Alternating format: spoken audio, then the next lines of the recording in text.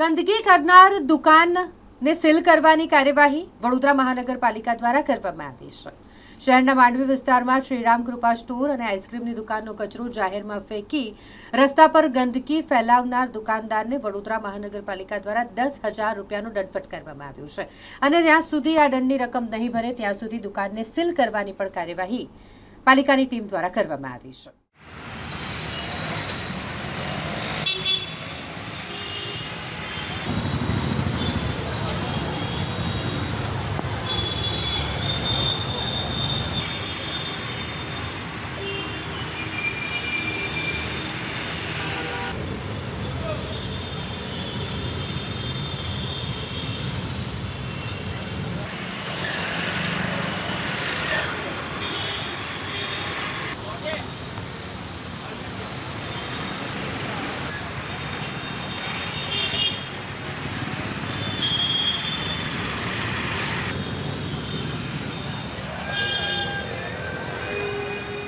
આજરોજ વડોદરા મહાનગરપાલિકાના પૂર્વ ઝોનમાં વોર્ડ નંબર 14માં માંડવી પાસે એક શ્રી રામ કૃપા સ્ટોર નામની એક દુકાન દ્વારા મોટા પ્રમાણમાં આઈસ્ક્રીમ પાર્લરનો કચરો નાખીને ગંદકી ફેલાવવાનું ધ્યાન પર આવતા 10,000 દુકાન વોર્ડ નંબર 14 દ્વારા સીલ કરવામાં આવી છે અને જ્યાં સુધી પેનલ્ટી નહીં ભરશે ત્યાં સુધી દુકાન સીલ રહેશે।